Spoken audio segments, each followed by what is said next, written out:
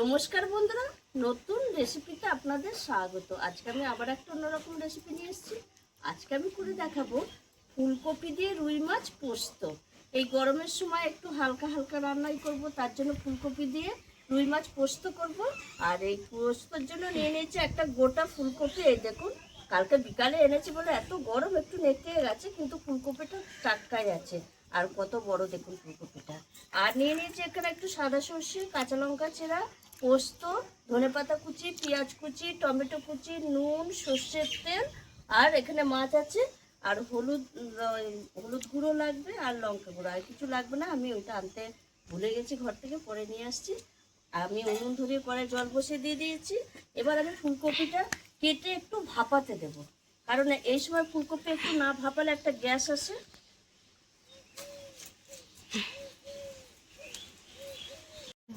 ফুলকপি কাটা হয়ে গেছে, এবার আমি ভাপাতে দিয়ে দেবো। আর এই ফুলকপি একটু ভাপিয়ে নিলে আমাদের গ্যাস অম্বলটাও কম হয়। এইবার আমি একটু একটু ভাপাতে থাকবে, এদিকে ভাপানো হতে থাকবে। আমি ততক্ষণে এই সর্ষে কাঁচা লঙ্কাটা একটু বেটে নেব।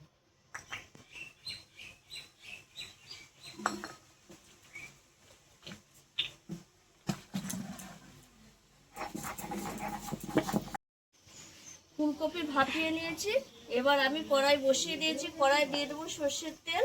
এই তেলে আমি আগে মাছগুলো একটু ভেজে নেব। আর প্রথমে মাছে একটু নুন হলুদ মাখিয়ে নেব।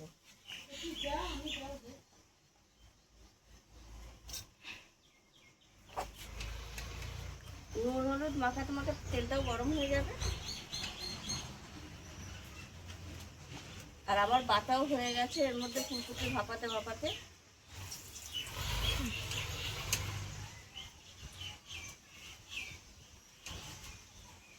দেখুন বন্ধুরা, ভালো করে নুন হলুদটা মাখিয়ে নিয়েছি। এবার আমি মাছ ভেজে নেব। মাছ সব ভাজা হয়ে গেছে, এবার তুলে নিচ্ছি। আর এই মাছ ভাজার তেলটা আমি দেবো না, ঢেলে রাখবো। কারণ মাছ ভাজার তেলটা দিলে অনেক সময় একটু আস্তে গন্ধ হয়, দরকার নেই। আমি ঢেলে তারপরে নতুন তেল দিয়ে আমি আবার ফুলকপিটা ভাজবো।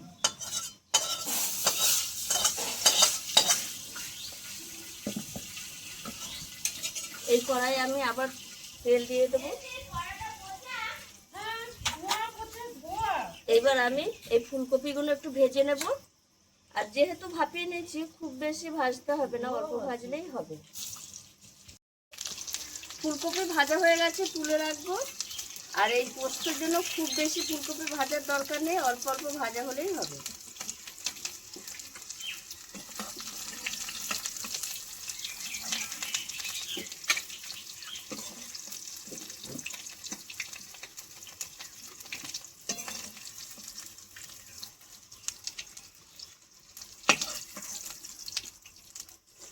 এইবার আমি এই তেলে আর একটু তেল দিয়ে দেবো। ফোড়নে দিয়ে দেবো কালো জিরে, একটা শুকনো লঙ্কা। এইবার আমি দিয়ে দেবো পেঁয়াজ কুচি,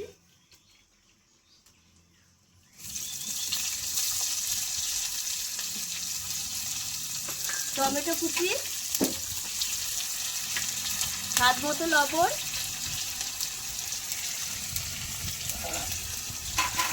হলুদ গুঁড়ো,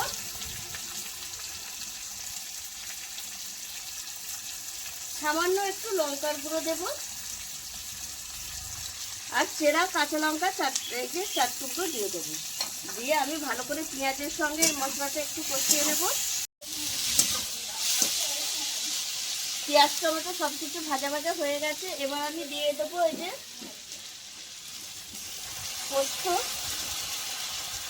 একটু জল দিয়ে দেবো বাটি ধোয়া। পেঁয়াজের সঙ্গে আমি 2 মিনিট মতো একটু কষিয়ে নেব। 2 মিনিট মতো আমি কষিয়ে নিয়েছি। এবার জল দিয়ে দেবো। খুব বেশি জল দেবো না, অল্পই জল দেবো। ফুলকপি এমনি ভাপিয়ে নিয়েছি, আর ভাজাতে সেদ্ধ হয়ে গেছে। এবার আমি ফুলকপিটা দিয়ে দেবো, দিয়ে ঢাকা দিয়ে দেবো। ফুলকপিটা একটু সেদ্ধ হয়ে গেলে তারপর আমি মাছটা দেবো। দিয়ে আমি এইভাবে ঢাকা দিয়ে দেবো। বেশ।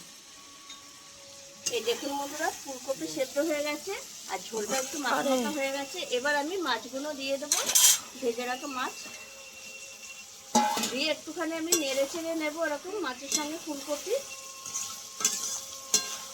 আর এটা খেতে অসাধারণ লাগে বন্ধুরা। এবার আমি 2 মিনিট মতো এরকম নেড়ে চেড়ে নিয়েছি। এবার আমি ওপর থেকে একটু সর্ষের তেল দিয়ে দেবো। যেহেতু একটু পোস্ত, সেহেতু একটু সর্ষের তেল দিলে ভালোই লাগে। এবার আমি নামিয়ে নেব। আর দেখুন বন্ধুরা কত সুন্দর হয়েছে।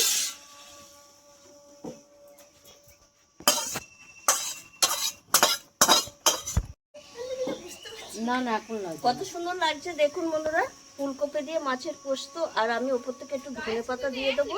এটা দেখতে ভালো লাগার জন্য দেবো, আর মুখে পড়লেও ভালো লাগবে।